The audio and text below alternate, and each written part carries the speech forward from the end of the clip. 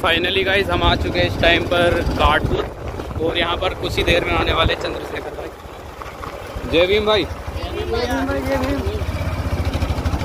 तो चलो चलते हैं आगे। जय भीम भाई।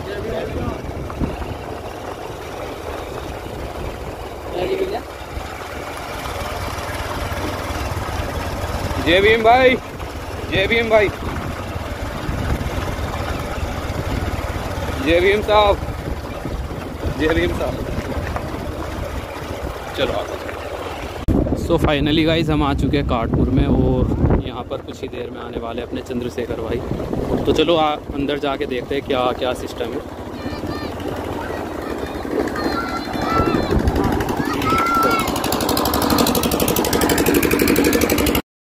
बजाओ, कुर्सी बैठो। देखो ऐसा है, इधर ही बता दो। बाबा साहब ने कहा जिस कौम का युवा, तुम्हारी वोट नहीं है, वो भी कह रही है कि हम भी समर्थन में। जिस कौम का युवा जीते जी समाज की लड़ाई लड़ता है, वो जीते जी भी मरे हुए के समान होता है। और जिस कौम का युवा जीते जी समाज की लड़ाई लड़ता है, वो मरकर भी अमर हो जाता है। आज इस चुनावी कार्यक्रम में आप और मैं, आप मुझे सुनने के लिए और मैं आपको समझाने के लिए यहां आया, जबकि मैं जानता हूं कि आप पहले से मन बना के तैयार हैं। इसीलिए आप अपना कीमती समय छोड़ के, अपने घर परिवार काम छोड़ के आप यहां बैठे हुए हैं कि हमें भाई चंद्रशेखर आजाद को मदद करनी है, उनको ताकत देनी है। लेकिन सवाल यह है, ताकत तो आपने बहुत सारे लोगों को दी, आपके हिस्से में क्या आया? मैं ये मानता हूं देश में नेता भी बहुत है, उनके पास नीति भी बहुत है, लेकिन नीयत नहीं है। क्योंकि जब तक नीयत नहीं होगी, आपकी जेब में बहुत सारे पैसे पड़े हों और किसी को जरूरत हो और आपकी नीयत नहीं, तो एक पैसा भी आपकी जेब से नहीं निकले। और अगर आपकी नीयत हो तो आप पैसा कहीं से मांग कर भी अरेंज करके किसी को दे दोगे, लेकिन अगर किसी की मदद करने की नीयत ना हो तो मदद नहीं। मैं तो 11 साल से इस काम को कर रहा हूं, लोगों को समझाने के। और आज जो लड़ाई सड़कों पे थी, उसको हम लोग सदन में लाने के लिए दिन रात मेहनत कर रहे हैं। इस देश में नौजवान बेरोजगारी की वजह से परेशान है, महिला और गृहिणियां बढ़ती महंगाई से परेशान हैं, किसान फसल के उचित दाम न मिलने के कारण परेशान है, और जो भ्रष्टाचार सरकारों में, अधिकारियों में, कर्मचारियों में के खून में घुस गया है, उसकी वजह से आम जनता का बुरा हाल है। आप ये महसूस करो, इस देश में अगर संविधान न आता तो पाल, प्रजापति, सेन, कश्यप, मौर्य, शाक्य, कुशवा, बिंद, राजभर, निषाद, केवट, मल्ल, कुशवा, मौर्य, जाट, गुर्जर, यादव, चमार, वाल्मीकि, पासी, धोबी, कोरी, खटीक के बच्चों को डॉक्टर, इंजीनियर, IAS, IPS, वकील, जज बनने का अधिकार कहां से मिलता? अगर यहां पढ़ने पढ़ाने का अधिकार नहीं आता, संविधान में अवसर की क्षमता नहीं आती, संविधान में सरकारी नौकरियों में आरक्षण की व्यवस्था नहीं होती, तो जिस देश में आज भी तो छुआछूत भेदभाव है कि आपको अपनी जातियों के टाइटल बदल के जीना पड़ता है, कहीं जाति के आधार पर कोई आपका अपमान न करे, तो फिर बराबरी का जीवन कैसे मिलता? हम तो महापुरुषों के मिशन को आगे बढ़ाने वाले लोग हैं, और हमें पता है कि सत्ता के जरिए हम उस काम को आसानी से पूरा कर सकते हैं जिस कभी व्यवस्था को बदलने के लिए हम लोग काम कर रहे हैं। और ये दूर से तो मुश्किल दिखता है, लेकिन उतना ही आसान है अगर आप अपनी जिम्मेदारियों को अदा करो।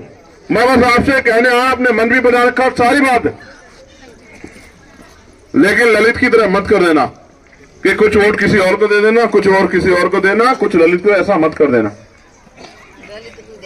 जैसे पिछली बार आपने एकजुट होकर वोट दी थी और कुछ कमी छूट गई थी, उन कमी को इस बार पूरा कर लेना। इस बार अपनी वोट को एकजुट होकर देना, क्योंकि यही वोट है जो मुझे यहां से दिल्ली तक जाने का रास्ता आप लोगों के सहयोग से आसान करेगी। और जब तक आपके वोट से चुना आदमी पार्लियामेंट नहीं जाएगा, आप ये समझो 17.5 लाख वोट है लोकसभा में, वो 17.5 लाख लोग यहां खड़े होके कितने भी जोर लगा ले पार्लियामेंट में नहीं घुस सकते हैं। इसको वो वोट देके भेजेंगे, वही पार्लियामेंट जाएगा, और जब पार्लियामेंट में जाएगा वही क्षेत्र के लिए बोलेगा। क्या आप बताओ, इस क्षेत्र में एम्स जैसे हॉस्पिटल की जरूरत है या नहीं है? बताओ, है या नहीं है? बताओ। तो है तो आप ये बताओ, पिछले 15 साल में 3 मेंबर ऑफ पार्लियामेंट आपने बनाए, क्या किसी ने लोकसभा में जाके कहा कि वहां गरीबों को बेहतर इलाज के लिए क्या तो हमें ऋषिकेश भागना पड़ता है या मेरठ या दिल्ली? हर सेंटर के लिए तो एक एम्स जैसा हॉस्पिटल खुलना चाहिए। क्या कभी कहा आपने किसी नेता ने? क्या कभी किसी नेता ने कहा कि जब हरिद्वार में इंडस्ट्रियल एरिया लग सकता है, रोशनाबाद में, भगवानपुर में, तो नगीना बिजनौर के आसपास भी इंडस्ट्रियल एरिया लग सकता है, जिससे कि पढ़े लिखे लाखों नौजवानों को, टेक्निकल नॉन टेक्निकल बच्चों को, युवाओं को, बहनों को रोजगार मिल सके?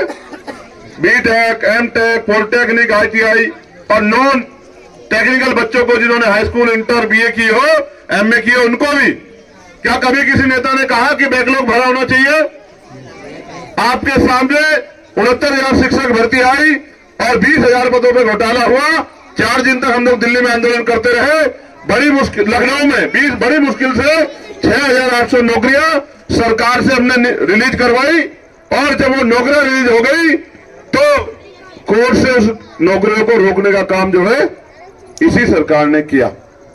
और उसके साथ साथ आप ये महसूस करो कि पुलिस की भर्ती अभी आई, किस तरह का भ्रष्टाचार हो गया है। आपने 400 रुपए पर बच्चे के हिसाब से 48 लाख बच्चों ने फॉर्म भरा, और जब आपको पेपर देने गए और पेपर देके निकले तो आपको पता लगा कि पेपर लीक हो गया, सारी मेहनत बेकार हो गया। ऐसे दरोगा भर्ती में हुआ।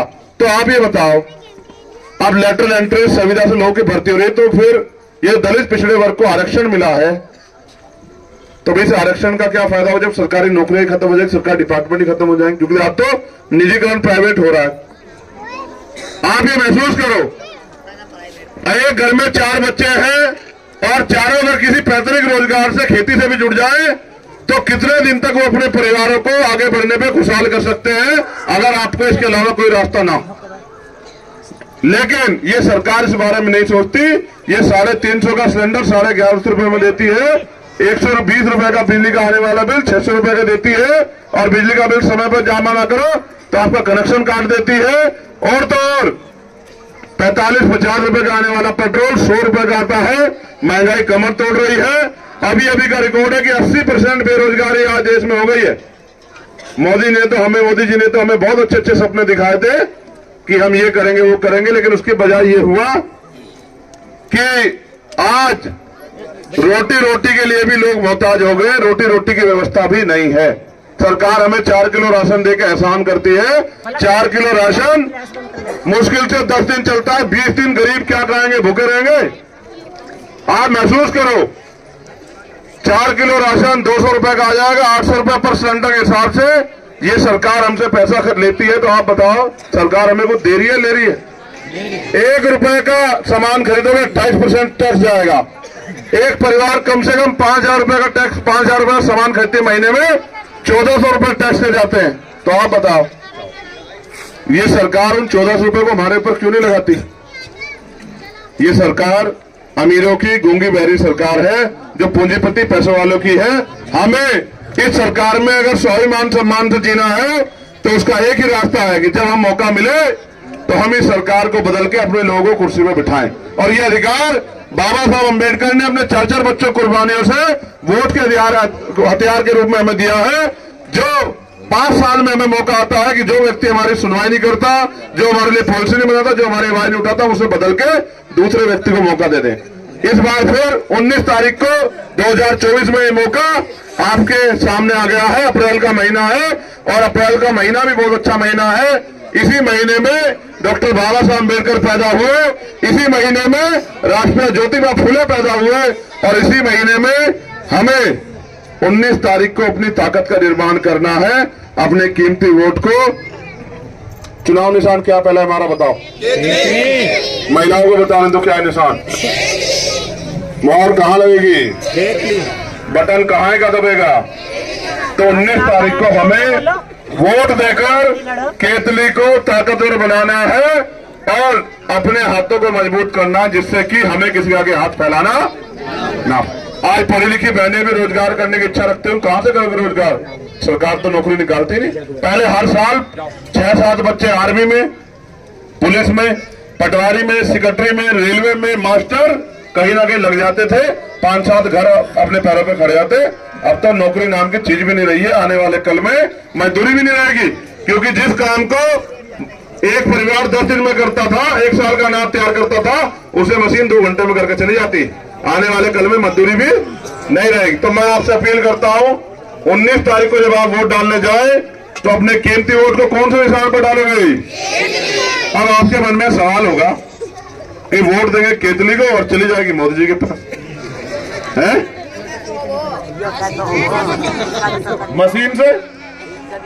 मशीन से वोट की चोरी हो जाएगी, आया दिमाग में है? तो चोरी उसके यहाँ होती है जिसका पहरेदार कमजोर होता है। कभी आपने डीएम के यहाँ चोरी होते सुना? एसएसपी के यहाँ, मुख्यमंत्री के यहाँ, प्रधानमंत्री के यहाँ चोरी होती है तो उनकी मर्जी से ही होती है। अगर